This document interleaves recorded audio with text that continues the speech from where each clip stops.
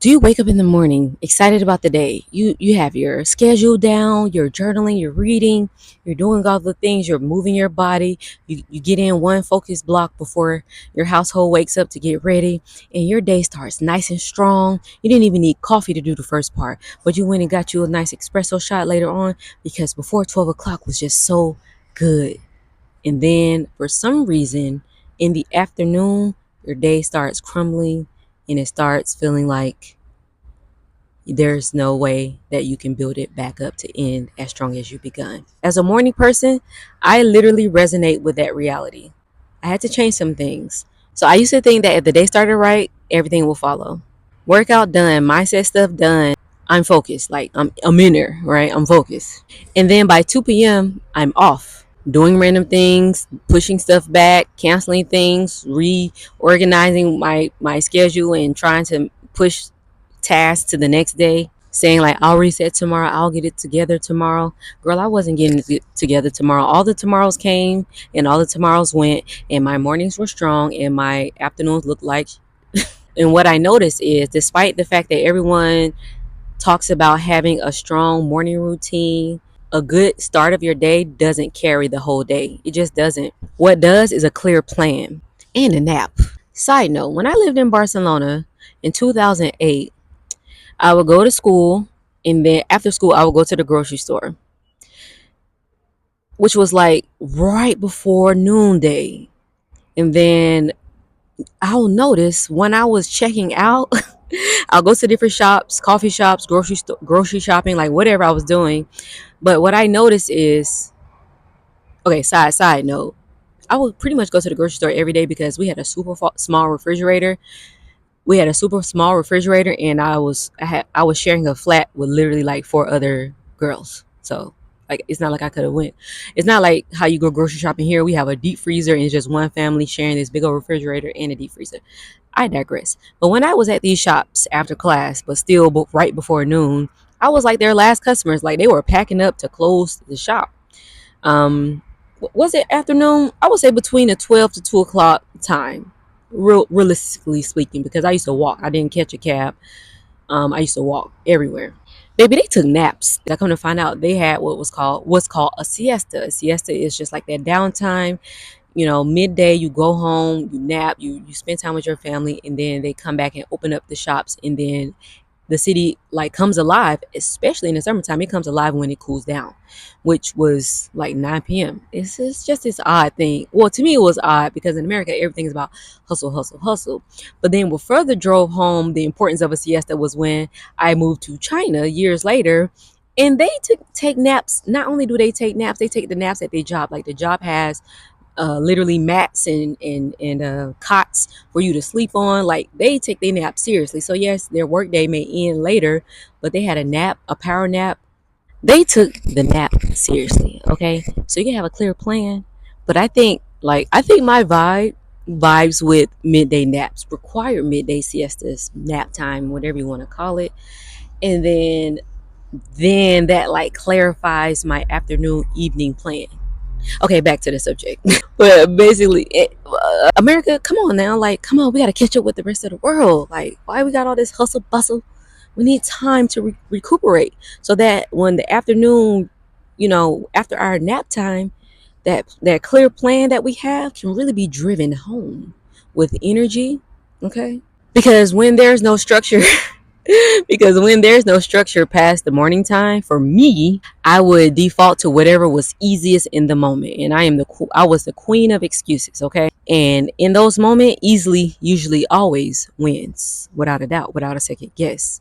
So I want you to know that your day is not falling apart randomly. It's falling apart because you haven't clarified your plans. And it's falling back to what you prepared for. So if you didn't prepare for a strong afternoon, you didn't prepare for everything, you obviously things come up. So I'm not saying plan your perfect day. I'm just saying if you didn't have a clear plan with if and thens, so when things come up, if this happens, then I respond this way. Because life is gonna life. Is that Ash? Oh no, I'm good. All right. So I'm not saying like let's take out the human in you. I'm not saying be a robot at all. What I'm saying is you need some structure. You need some structure. Your to-do list that you have on your phone, you wrote it down, you gave your kids one, and nobody's checking anything off. That's where the problem lies. So pull back and see, why is this not getting checked off on a day basis? You're going to have to do some reflection. You're going to have to see why it didn't work. Where did it fall apart? For me, I noticed that when I was drinking caffeine too early, my afternoon, I would have an afternoon crash. Like that didn't work for me. Like how people wake up and just go right to drinking coffee at 6 o'clock in the morning. I need to drink some water first. Like my body be like, I'm thirsty. I need water. I need water. Agua, shui. I need water. So that was just through trial and error that I learned that about myself. That was the first thing that I learned about me when I was clearing my plans, when I was creating, as I'm creating a clear plan so that my afternoons don't crash and burn after a strong morning. The other thing I was doing is I was trying to put daily chores in midday. Like, okay, we got morning done. Let me get some chores done in the middle of the day. Baby, I was tired after that. I needed a nap. Or I was too, I'm gonna say exhausted, because I know how to, like, I wasn't exhausted physically, but just like mentally exhausted. Because when you're doing chores, you're thinking about everything else you should be doing, for one. Two, which means you're not even in the present moment doing probably your best, and you just like half assing all of it. So stop doing that.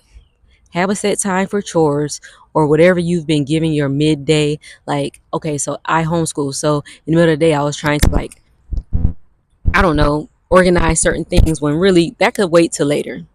That a lot of those things could wait till later. If you're working from home right now, you have like much more flexibility in your free time.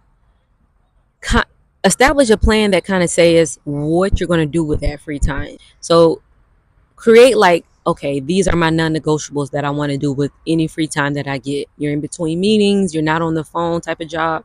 This is where you can get like, leverage. This is where you leverage that extra time. I'm telling you to also do your work.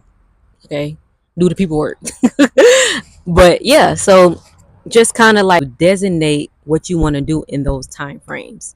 And if you don't have extra time, I say leave the dishes. Always leave the dishes. They can wait. They're going to get washed anyways. That's like an extra 30 minutes you could be using for something else. I want you to, I'm not saying don't wash your dishes. I'm just saying do them later. That's all I'm saying. Okay. But, we're all out here. We're living real life. And you can come on YouTube and see everyone giving you all these frameworks and motivational speeches. Me too.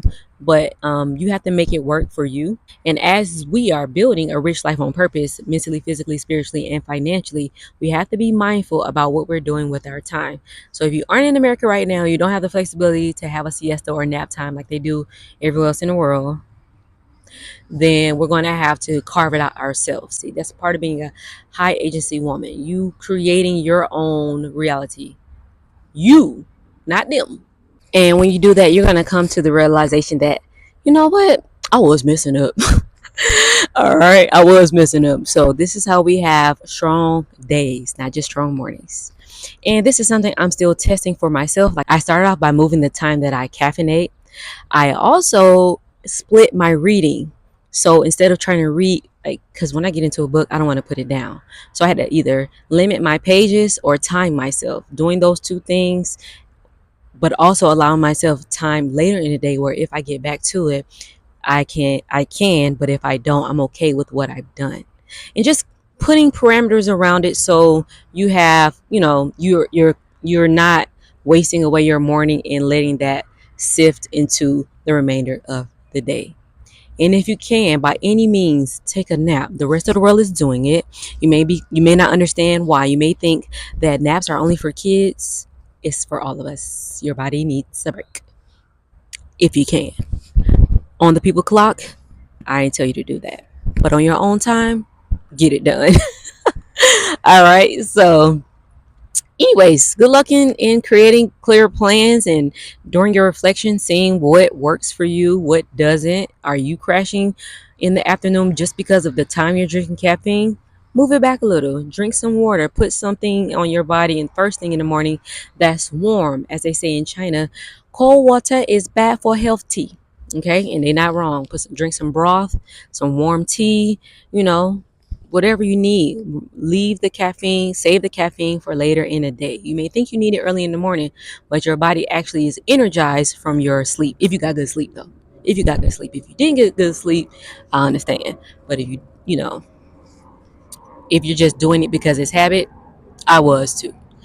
All right, enough preaching for today. And on my channel, we talk about transformation, mindset mastery, and getting more fulfillment out of this life. So if that interests you or if it resonates, please subscribe. I would truly appreciate it.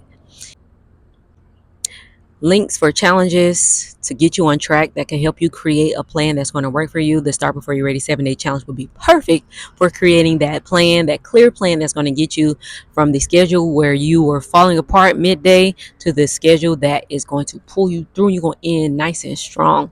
So be sure to click the link in the description. Check that out. It is completely free. All right. My name is Spivey J, and I hope you have a beautiful day. All right. Peace.